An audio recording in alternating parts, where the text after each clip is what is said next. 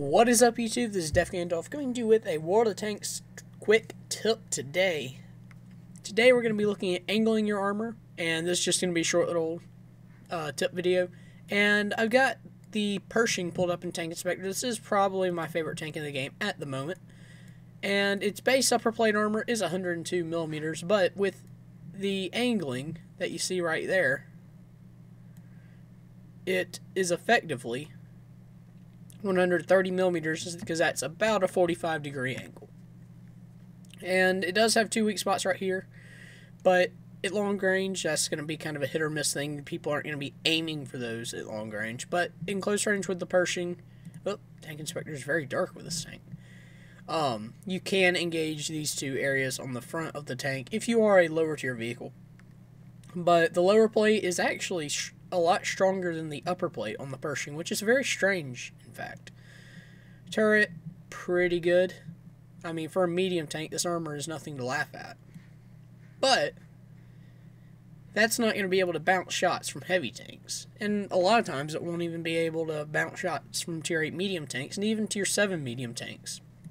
So, what you're going to want to do is find what I call the Invincibility position, which maximizes the armor of both your side right here and your frontal plate.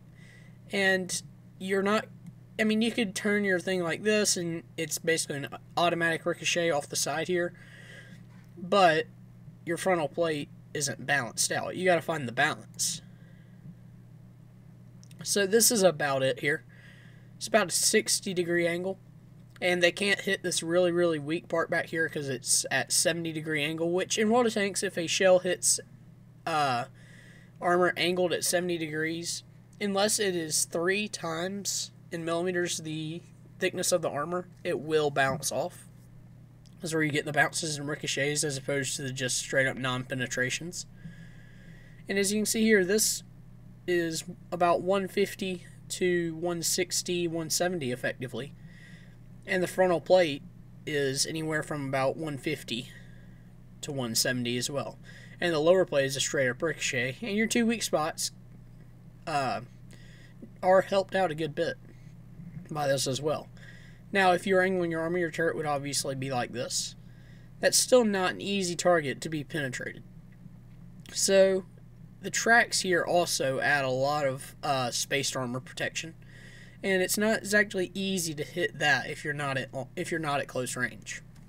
So if you're at long range and you angle your tank like this, a lot of things are just going to go flying off.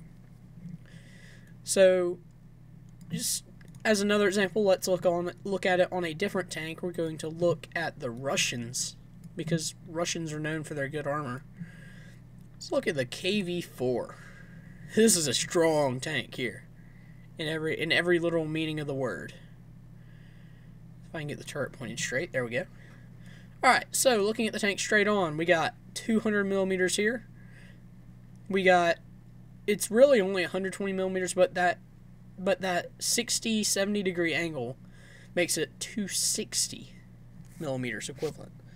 Then we got 180 millimeters to 250 millimeters here on the angled lower plate. Turret, we got about 180.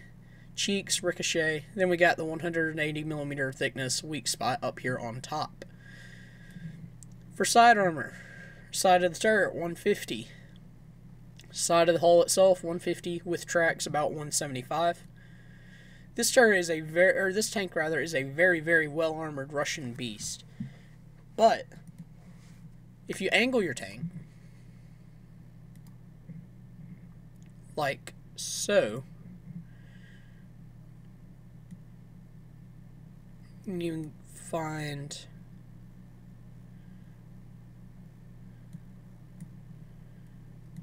you gotta find the balance, really. This is what you want to do is you want to find the angle that the side and the front balance out their armor. I'd say that's about here. For every tank, it's going to be a little bit different. So I do recommend that you get Tank Inspector or World of Tanks viewer, something of the sort, so that you can look at things like this and decide for yourself what the invincibility position of your particular vehicle is. But yeah, that's my tip for today. This is DeFGandolf signing off. Later, guys.